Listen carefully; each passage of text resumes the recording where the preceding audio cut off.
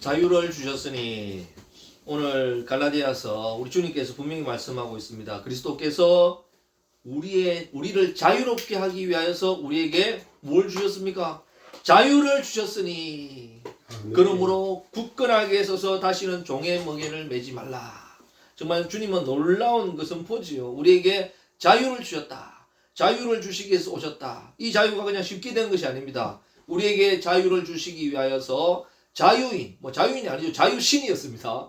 자유신이신 그분이 종으로 오셔가지고 우리를 자유롭게 만들어 주셨죠. 그래서 쉽게 자유를 얻은 게 아니라 정말 주님께서는 모든 것을 내려놓고 우리에게 자유를 주신 줄 믿으시기 바랍니다. 아멘. 이 자유가 너무나도 귀하기 때문에 우리는 이 자유를 있을 때 자유는 누려야 되고 있을 때 자유는 지켜야 하는 것입니다. 그래서 굳게 서서 이 자유를 지키고 다시는 종의 멍에를 매지 말라. 그렇게 말씀을 하고 있습니다. 이게 주님께서 우리에게 원하시는 은혜인 줄 믿으시기 바랍니다. 또한 바울도 이야기하죠. 만일 할례를 받으면 너희가 할례를 받으면 그리스도께서 너희에게 아무런 유익이 없다. 그러죠. 그리고 할례를 받은 사람은 율법 전체를 행할 의무가 있다. 율법 안에서 의롭다함을 얻으려 하는 자는 도리어 어떻게 해요? 의롭다함을 얻는 것이 아니라 율법 안에서는 어떻게 되겠습니까? 오히려 정죄를 받게 되겠죠. 그리고 율법 안에서 의롭다함을 얻을 자는 없고 그리스도에게서 오히려 끊어지고 은혜에서 떨어지고 만다는 것입니다. 그래서 할례 받는 게 무슨 잘못이냐? 그럴 수 있겠죠. 율법 지키는 게 무슨 죄냐?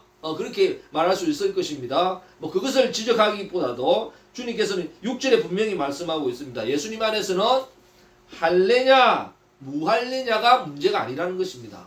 할례나 무할례나 효력이 없다. 주님 안에서는 할례를 받으면 구원받는다 그런 거거든요. 할례를 받으면 율법의 아들이 되고 할례를 안 받으면 율법과는 관계없는 사람이 됩니다. 그러니까 유대인으로서 어떻게 되겠어요? 끊어져 나간다는 거죠. 그런 의식을 가지고 할례를 받는 것을 이야기하거든요. 그래서 그런 것은 더 이상 주님 안에서는 필요가 없다는 것입니다. 할례든 무할례든 효력이 없어지고 어떻게 해요? 주님의 사랑과 주님의 은혜로서 역사하는 것, 이 믿음뿐이라고 분명히 이야기를 하고 있지요. 이것은 주님의 은혜고 놀라운 사랑인 줄 믿습니다. 지난 한 주간을 돌아보면 이 자유에 대해서 정말 다시금 생각하는 중요한 계기가 있었죠. 또 충격적인 그런 일이 있었습니다. 정말 자랑스러운 대한민국의 젊은이들이 타국에 가서 그렇게 끔찍한 일을 당할 줄 누가 알았겠어요? 정말 그렇게 똑똑한 대한민국의 청년들이 그렇게 끌려가가지고 유혹받아가지고 그런 지옥과 같은 곳에 있을 줄 상상도 못할 일이거든요. 그런 일이 일어났다는 거예요. 정말 충격적인 그런 한 주간이었었습니다. 왜냐면 저는 더 하죠. 저는 10년 전만 해도 따뜻한 남쪽 나라 제가 제일 좋아하는 거거든요. 왜냐하면 저는 추운 것보다 따뜻한 걸 좋아하기 때문에. 그래서 저희 로망이었습니다. 베트남, 캄보디아, 태국 이런 데 가면 얼마나 좋은지. 제 그때 소망은 정말 형편만 되면 이런 곳에서 한 달 살이 하고 싶다. 마음 편하게 한 달 한번 지내봤으면 그게 소원이었기도 하고 한 달도 아니고 한 1년, 2년 지냈으면 좋겠다. 아니면 선교사로서 선교를 했으면 그런 거 좋은 땅이거든요. 그런 곳에서 10년이 지난 지금 강산도 변했다고 할 수 있는데 정말 끔찍한 장소로 바뀌어 있었죠. 그 젊은이들이 가가지고 아무리 똑똑하고 잘나도 타국 땅에서 어떻게 해요? 핸드폰 뺏기고 여권 뺏기는 그 순간부터 끝이에요. 뭐라고 방한도 못하고 어떻게 하소연도 못하는 것입니다. 구타당하고 뺏기고 정말 그 고통 이루 말할 수 없거든요. 먼저 대포 통장을 만들어야 됩니다. 그렇죠. 그 대포 통장 만들면 그것으로 돈 뺄 수 있는 뺀 건 다 빼먹어요. 그냥 신용불량자 되고 나가지도 못해요. 그렇게 만들어 놓죠. 말 안 들으면 주업 폐죠. 그리고 뭐 시키겠습니까? 보이스 피싱 생기고 그런 거 시키고 안 하면 두드려 패고 돈 못 벌면 더 맞겠지요. 그리고 돈 좀 벌면 조금 하겠지만은 거기다가 각종 인터넷 범죄, 사기 이런 것들은 다 하게 되는 거죠. 그러다가 쓸모없으면 어떻게 되겠습니까? 쓸모없다 싶으면 장기 떼서 팔고 뭐 죽여버리지. 집이나 이런 데는 끔찍하게 납치됐다고 해가지고 또 수천만 원 보내라 그러고 죽이고 끝이 아니더라고 보니까. 죽이고 나서는 시체 찾아가라고 몇천만 원 달라고 그래요. 와, 이런 끔찍한 일. 그것도 철장 가운데 철장에 갇혀가지고 하는데 어마어마한 규모인 것 같아요. 왜냐하면 500명이 먹는 그런 대규모 식당이 있으니까, 거기서 있으니까 어마어마한 숫자, 한국 사람만 그런 거 아니겠지요. 어마어마한 숫자들이 그런 데서 갇혀서 고통당하면서도 말 한마디 못하고 꼼짝 못하고 살아가는 그런 가운데 그 자랑스러운 대한민국의 젊은이들이, 우리가 그렇게 대단하게 봤던 우리 청년들이 그런 고통 속에 살아갔다는 거죠. 말도 안 되는 이런 엄청난 일, 끔찍한 일이 지금 현재 일어난다. 21세기에서 일어났다고 하는 이런 상상할 수 없는 이런 일들을 겪게 되었다는 것입니다. 더 놀라운 것은 그들을 구출하기 위해서 전 세계를 파견해서 데려오겠다 그랬거든요. 그러니까 그 당국에서 지난주 초반에 어떤 발표를 했는가 하면 80명이 구금되어 있는데 이들은 본국으로 소환하기를 원한다. 본국으로 소환하겠다는 거, 송환. 본국으로 보내주겠다는 거예요. 그런데 발표가 뭔가 하면 이 80명 전원이 본국 소환을 거부하더라는 것입니다. 충격이죠. 아니 그런 곳에서 그런 고통 받으면서도 어떻게 대한민국으로 간다 이러면 야 이제 살았다 하고 돌아와야 되는데, 감사합니다 하고 돌아와야 되는데 그들은 못 가겠다는 거예요. 이미 그 깊숙한 것에 빠져들어 있어서 빠져나올 수 없는 입장에 있었고, 또 어떻게 해요? 그루밍 당해가지고 이미 어떻게 해요? 협박당하고 이러다 보니까 이제는 그게 무서워서 못 빠져나오고, 협박이 무서워서 못 빠져나오고, 죽을까 싶어서 못 빠져나오고, 죽음이 두려워서. 왜냐면 보는 앞에서 죽이고 장기 뽑고 시체 태우고 이걸 봤으니까. 그리고 죽을 각오로 구사일생으로 빠져나온 사람, 대한민국에서 지금까지 협박이 온답니다. 협박 전화는 이미 온답니다. 그게 무서워서 못 빠져나오는 이런 게 있을 수 있겠지요. 정말 끔찍한 이런 일들이 지금도 일어나고 젊은이들에게 일어난다. 참 엄청난 일이죠. 저도 뭐 베트남이나 뭐 캄보디아나 공짜로 여행 보내준다 이러면 솔깃해서 갔을 수 있겠지요. 안 그렇겠습니까? 그런데 그런 유혹을 해가지고 딱 가는 순간 여권하고 핸드폰 뺏기는 순간 모든 게 끝입니다. 온갖 수모, 그러니까 몸도 마음도 영혼까지 탈탈 털려가지고 꼼짝도 못하고 이러지도 못하고 시키는 대로 해야 되고, 정말 지옥과 같은 그런 생활을 할 수밖에 없었던 그들, 차마 탈출을 상상도 못하는 그들이 있었다는 거죠. 이런 가운데 주님께서 자유를 선포해 주셨다. 이제 너희는 자유다, 해방이다 그러면 얼마나 기쁘겠어요. 그러나 상당수가 의외로 기뻐하는 것이 아니라 나는 못 갑니다 그런다니까요. 이게 더 충격이에요. 왜냐하면 뭐 돌아갈 면목이 없겠지요. 그 이유를 알겠더라고요. 64명이 전세기를 타고 며칠 전에 왔지 않습니까? 오는데 하나같이 수갑을 차고 들어오더라는 거예요. 수갑을 차고. 아, 저러니까 송환에 반대했구나, 못 들어오겠다고 했구나, 그 이해는 가지요. 그러나 안타까운 모습입니다. 왜냐하면 자유 대한민국 오는 것이 얼마나 감사한 일이야. 야, 이제 내가 협박당하고 내가 하고 싶어서 그런 게 아니라 마지 못해서 했는데 대한민국이 나를 구출해 주니까 얼마나 감사하냐. 내가 죗값을 받더라도 나는 대한민국에 가리라. 이런 마음이 있었으면 얼마나 좋을까요? 진정한 자유를 누리는 거 아니겠습니까? 그러나 너무나도 큰 어려움과 고통 가운데 자유를 누리고자 하는 그 마음마저도 사라졌죠. 그냥 겨우 목숨만 부지하고 살아가는 그런 인생으로 전락하고 말았다는 것입니다. 이게 충격이고 너무나도 안타까움이죠. 주님께서는 이런 아픔을 아시기 때문에 주님이 오신 이후 분명히 5장 1절에 이야기하고 있습니다. 그리스도께서 우리를 자유롭게 하시려고, 우리에게 자유를 주시려고 우리에게 자유를 주셨다는 거죠. 그러므로 어떻게 해요? 너희는 굳게 서서 굳게 서야 된다는 거죠. 이 자유를 지켜야 된다는 것입니다. 자유를 한번 빼앗기면 다시는 빠져나오지 못하고 목숨을 내놔도 나올 수 없어요. 죽어서 그 시체까지 돈을 받는다니까. 정말 이런 악랄한 이런 시대를 살아간다. 정말 상상도 할 수 없는 일이죠.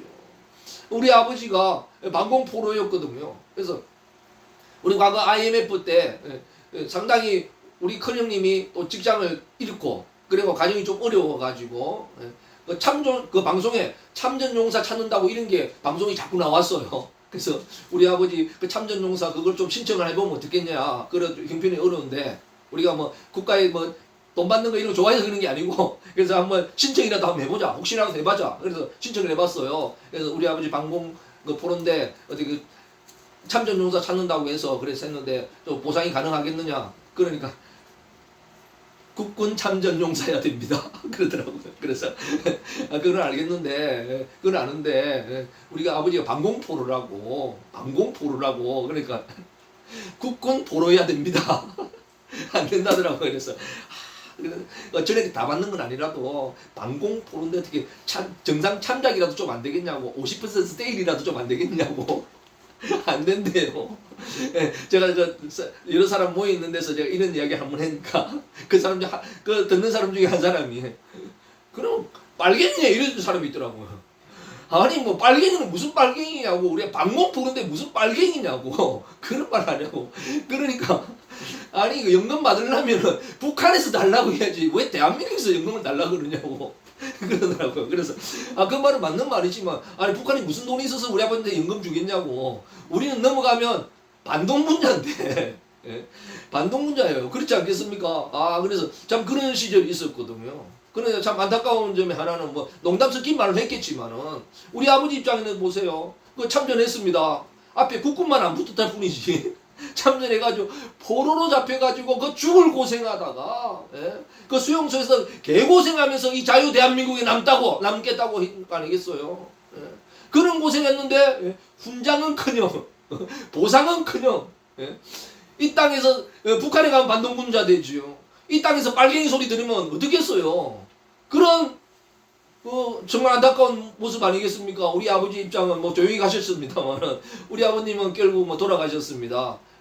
가고 싶은 고향에는 통일이 못돼서 못 가보셨고 결국 본향으로 돌아가셨지요. 참 이런 아버지를 생각할 때 안타까움도 있지만 그래서 감사한 건 뭐냐? 우리 아버지 참된 본향은 어딘가? 아브라함하고 본향이 같더라고. 야, 너무 감사한 일이죠. 아브라함하고 같은 본향에 계신 줄 믿습니다. 이게 너무나 감사하고 대단한 일이죠. 이게 안 믿어지면 갈대아 우리의 호적조사 한번 해보시기 바랍니다. 그게 우리 아버지 호적이 없습니다. 왜냐하면 더 나은 본향에 가셨기 때문에. 너무너무 감사한 일이죠. 그러나 정말 역사 공부를 어떻게 시키는지 빨갱이라고 하는지 모르겠어요. 뭐 우스갯소리를 했을 수도 있겠습니다만은 뭐 충격이죠. 그 다음부터는 우리 아버지가 방공포로다 이런 말을 못 하겠더라고. 그냥 아버지 고향이 어디냐 그러면 저기 있어요. 하듯이 그런 거 됐는데 방공포로 다시 한번 생각하게 되죠.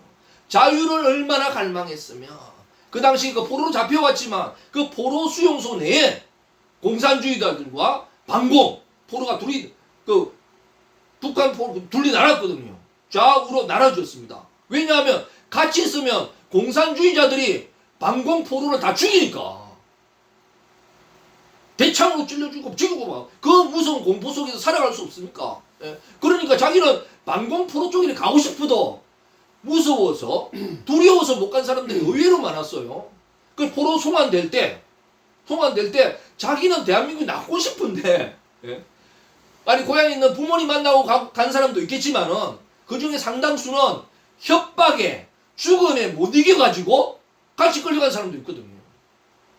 그러나 우리 아버지 같은 이런 분은 목숨 걸고 자유 대한민국에 남았거든요. 방공 공산주의를 반대하면서 나는 공산당이 싫어요. 이승복 어린이 이전에 우리 아버지와 같은 방공 포로가 있었다는 사실을 아시기 바랍니다.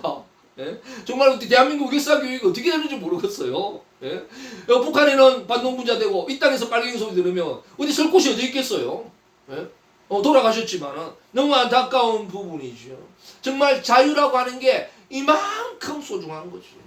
이거는 자유를 지키려고 하면 빼앗긴 자유를 한번 찾으려고 하면 목숨 걸어야 가능한 것입니다. 목숨 걸어도 힘든 거죠. 그 수많은 협박과 그 죽음의 공포, 폭행, 그걸 무릅쓰고라도 나는 죽더라도 대한민국에 남겠다. 나는 공산주의를 반대한다. 이런 게 없으면 불가능한 일이라는 거죠. 우리 지금도 혹시 뭐 넘어왔다가 뭐 문제가 생겨서 다시 북한으로 넘어가는 사람 안 있습니까? 그 판문점 가면 희한하게 과거에 한 12여 년 전에 한 20, 30년 전만 해도요. 우리 남한에서 옷 주고 뭐 해가지고 있는데 희한하게 판문점 넘어갈 때는 어떻게 하느냐? 옷 다 벗고 가요. 예? 남한에서 준 거 필요 없다면서 다 벗고 그렇게 건너가더라고요. 왜 그런지 모르겠어요. 예? 그 가면 한두 달은 대접받겠지. 한두 달은. 그 위에 어떻게 살아갈 거냐 그 위에. 예?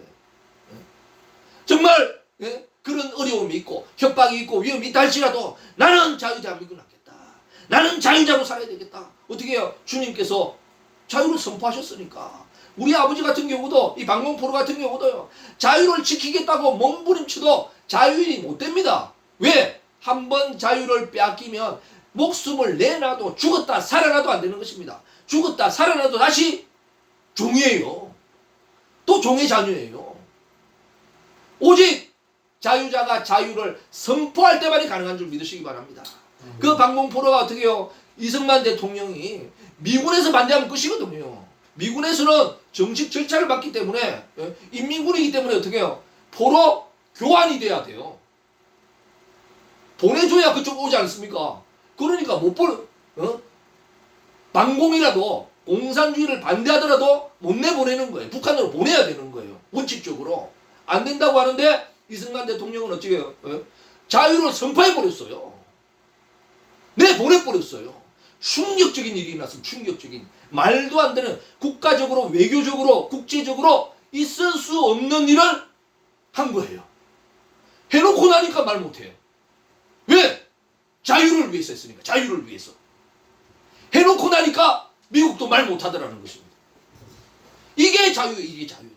주님께서는 이런 자유를 딱 선포하니까 방공포로들이 쫙 풀려났듯이 우리에게도 이런 자유를 주님이 선포하셨어요. 네. 이때 우리는 어떻게 해요? 목숨 걸고라도 나와야 되지요. 예? 캄보디아에 그렇게 갇혀있던 지옥 같은 상황에서 갇혀있던 그들에게 대한민국이 자유를 선포하고 전 세계를 보내고 온다고 하면 너무 환영하고 감사할 일이지요. 그렇지 않겠습니까? 기쁨으로 돌아와야 되겠지요. 그러나 그렇지 않다면 너무나도 억울하고 바보스러운 일 아니겠습니까? 이게 남의 일이 아니고 우리도 그 입장이 되면 그렇게 될 수밖에 없다. 이게 안타까운 일이죠. 이런 현실 가운데서 우리는 분명히 알아야 되는 것입니다. 자유는 지켜야 되고 빼앗겼다면 어떻게 해요? 자유를 선포해 주면 그때는 목숨 걸고 나와야 되죠. 이게 주님께서 주신 우리의 자유인 줄 믿습니다. 다시 할례 받고 다시 율법의 아들로 돌아가면 더 이상의 유익이 없다. 이것은 이제는 율법 전체를 다 지켜야 된다. 오히려 그리스도의 은혜에서 끊어지는 일이다. 오직 주님의 사랑뿐이다.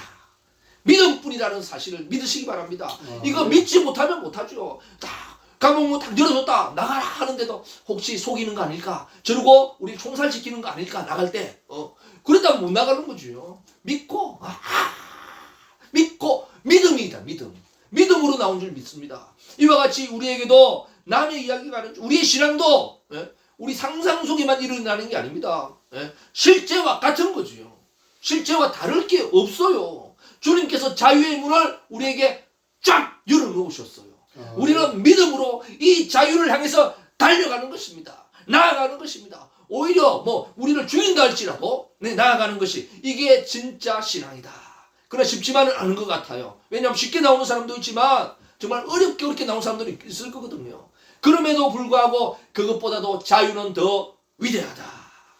보니까 주로 범죄자들이 먼저 도는 거 아니겠습니까? 그들이 60명이면 실제 끌려가고 그 밑에 있던 사람은 한 몇 명 되겠어요? 최소한 수백 명 안 되겠어요? 그 사람들의 그 고통, 그 사람들 어디 가면 소리 소문도 없이 어떻게 되는지 모르겠어요. 그 사람들도 다 나오시길 바랍니다. 나올 수 있게. 정말 주님이 선포하시면 되는 거거든요. 이 나라가 선포했을 때 어떻게 해요? 내가 지은 죄가 있고 가족을 차마 못 보겠죠. 면목이 없겠죠. 그렇다고 할지라도 분명한 것은 어떻게 해요? 나의 잘못보다도 대한민국의 품은 더 넓다 하는 이런 믿음이 있다면, 이런 마음이 있다면 돌아올 수 있지 않겠습니까? 정말 부모님 볼 면목이 없어요. 내 지은 죄가 너무 커요. 그렇다 할지라도 내 지은 죄보다 부모님의 사랑은 더 크다 하는 마음이 있으면 돌아올 수 있지 않겠습니까? 우리가 바로 이런 것이거든요. 내 지은 죄가 비록 주홍같이 붉다 할지라도 주님의 사랑은 더 위대하다, 더 놀랍다, 이런 마음을 가지고 기쁨으로 자유의 품에 안기는, 이게 진정한 구원인 줄 믿습니다. 우리도 이론상에만 구원이 아니라 우리 실제 상황에서 이런 놀라운 구원의 감격이, 자유의 감격이 새롭게 일어나는 그런 애가 되기를 주님의 이름으로 간절히 축원드립니다. 아멘. 우리 찬송의